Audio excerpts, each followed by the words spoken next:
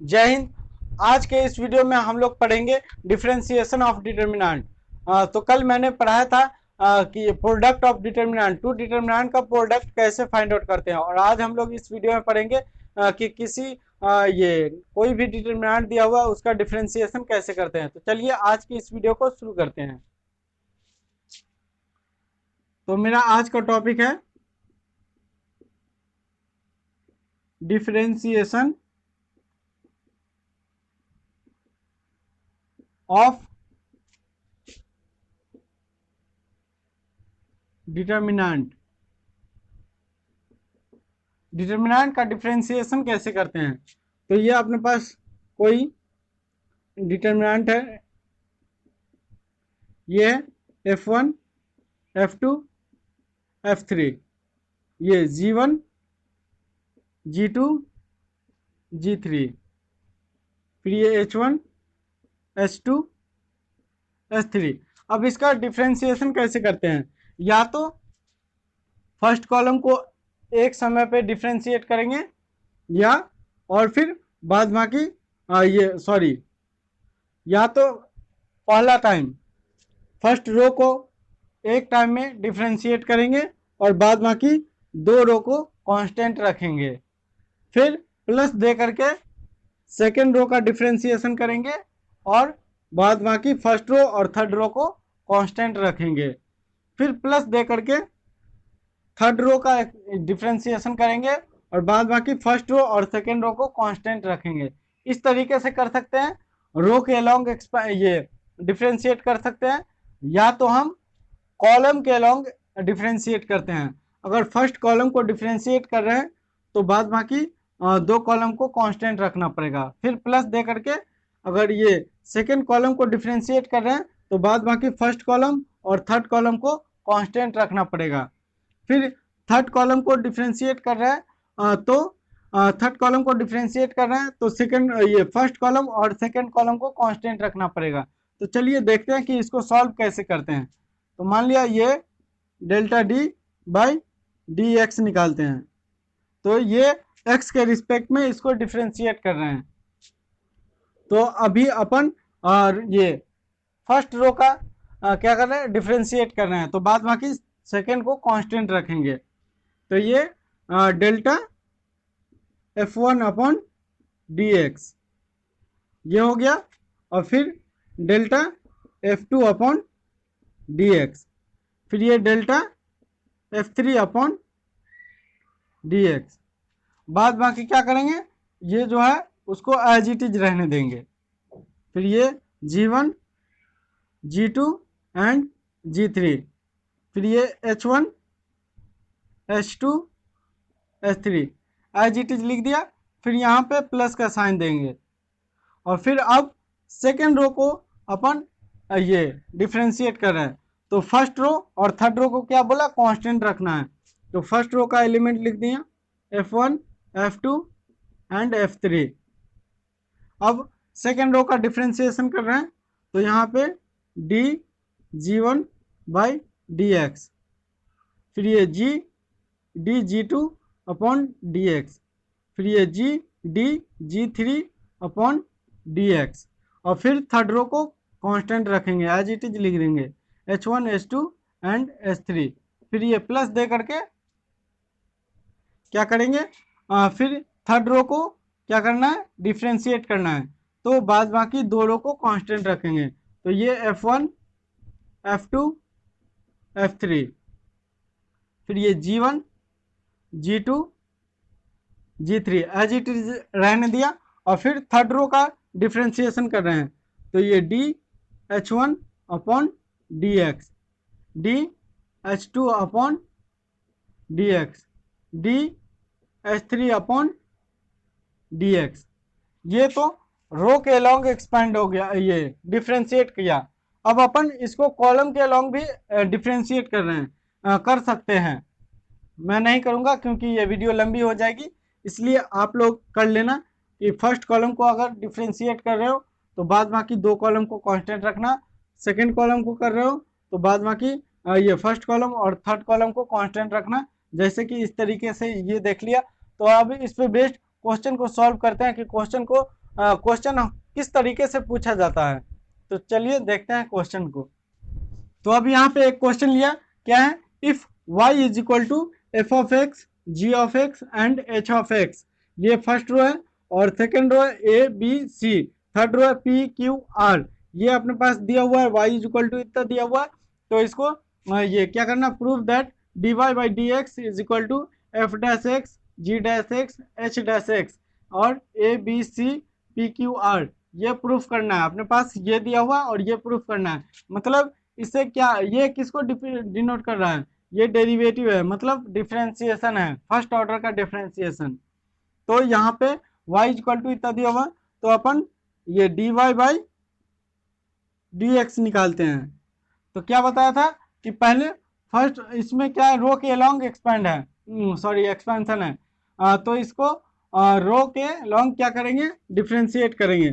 तो ये d f of x हो जाएगा डिवाइडेड बाई डी एक्स, फिर ये D G of x upon D x हो जाएगा, फिर ये D H of x upon D x हो जाएगा। ये हो गया। और क्या बताया था कि बाद बाकी दो रो को कांस्टेंट रखना है। तो यहाँ पे A B C as it is रह गया, फिर ये पी क्यू आर, ये भी एज इट इज रह गया। तो अब फिर यहाँ पे क्या है, प्लस देना है। फिर क्या करना है, सेकेंड रो का डिफ्रेंसिएशन करना है। सेकेंड रो का डिफ्रेंसिएशन करेंगे तो बाद बाकी फर्स्ट रो को कांस्टेंट करेंगे। तो ये एक्स का फंक्शन है, ये भी एक्स का फंक्शन है, ये भी एक्स का फंक्शन है, और यहाँ पे क्या है, एक्स का फंक्शन नहीं है। तो ये क्या क्या हो जाएगा, फर्स्ट ये इसको तो कांस्टेंट रखेंगे, क्या है, f of x, g of x and h of x, इसको तो कांस्टेंट रखना है, क्योंकि अपन सेकेंड रो का डिफ्रेंसिएशन कर रहे हैं। तो इसका जब डिफ्रेंसिएशन करेंगे, ये एक्स का फंक्शन नहीं है, कोई भी फंक्शन अगर जिसके रिस्पेक्ट में डिफ्रेंशिएट करें तो वो उसका फंक्शन होना चाहिए, तभी उसका डिफ्रेंसिएशन होता है, अदरवाइज उसको कांस्टेंट माना जाता है। तो यहाँ पे एक्स का फंक्शन नहीं है और अपन एक्स के रिस्पेक्ट में डिफ्रेंशिएट कर रहे हैं, तो ये क्या हो जाएगा, डी वाई, ये D A by d x क्या हो जाएगा, ये जीरो हो जाएगा। फिर यहाँ भी एक्स का फंक्शन नहीं है तो ये भी जीरो हो जाएगा, ये भी एक्स का फंक्शन नहीं है तो ये भी जीरो हो जाएगा। और क्या है कि थर्ड रो को कांस्टेंट रखना है, तो ये P Q R as it is रह गया। फिर अपन थर्ड रो का डिफ्रेंसिएशन करेंगे, बाद बाकी दो रो कांस्टेंट रखेंगे। तो यहाँ पे f of x as it is रहने देंगे, फिर ये जी ऑफ एक्स, फिर h of x as it is रह गया। फिर क्या करें, सेकेंड रो को भी कांस्टेंट रखना है और थर्ड रो का डिफ्रेंसिएशन करना है। तो इसमें भी ये भी थर्ड रो भी हमारा क्या है कि ये एक्स का फंक्शन नहीं है, तो इसका भी डिफ्रेंसिएशन क्या हो जाएगा, सभी का जीरो हो जाएगा। तो ये सभी का फंक्शन जीरो हो गया। और प्रॉपर्टी में क्या बताया था कि ये या तो फर्स्ट रो का, ये किसी भी रो हो या कॉलम हो, अगर उसका सारा एलिमेंट जीरो हो तब उस डिटर्मिनेंट की वैल्यू क्या होती है, जीरो होती है। तो इसका भी, इसमें सेकेंड रो का सारा एलिमेंट जीरो है और इसमें थर्ड रो का सारा एलिमेंट जीरो है।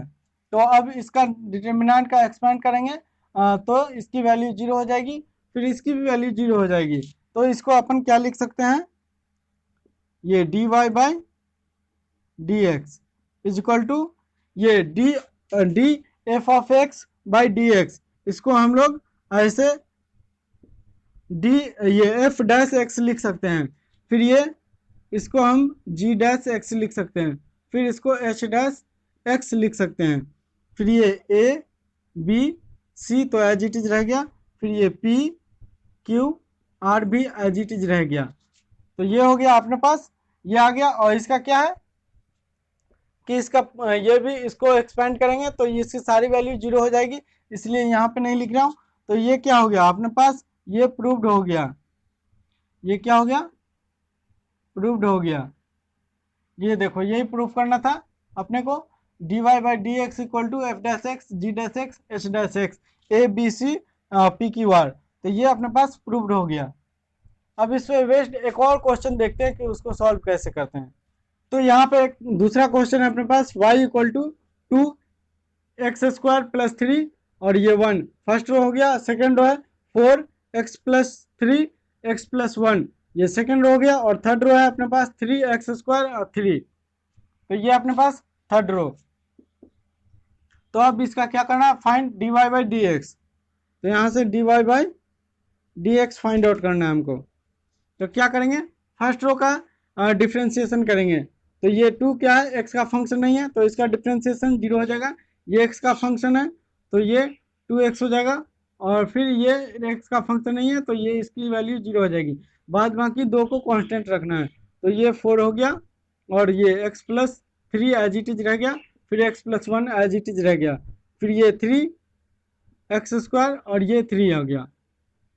तो ये एज इट इज रह गया। अब प्लस, अब सेकंड रो का काम करेंगे, और बाद बाकी फर्स्ट रो और थर्ड रो को कांस्टेंट रखेंगे। तो थर्ड रो और ये फर्स्ट रो और थर्ड रो का ये एलिमेंट को लिख देते हैं। तो ये 2x स्क्वायर प्लस 3 और ये 1 हो गया। अब सेकंड रो का डिफ्रेंसिएशन करना है। तो ये x का फंक्शन नहीं है तो इसकी वैल्यू 0, ये x का फंक्शन है 1 है, तो ये x है तो 1 हो गया, और फिर यहाँ भी x है तो ये भी 1 हो गया, और बाद बाकी इसको कांस्टेंट रखेंगे। तो ये 3 हो गया, फिर ये एक्स स्क्वायर और प्लस और ये 3 हो गया। अब क्या करेंगे, थर्ड रो का डिफ्रेंसिएशन करेंगे। तो फर्स्ट रो और सेकेंड रो को कांस्टेंट रखना है, तो इसके सारे एलिमेंट को लिख देते हैं अपन। ये 2x स्क्वायर प्लस 3 और ये 1 हो गया। फिर ये इसका सेकेंड रो का element 4x plus 3 x plus 1 ये लिख दिया।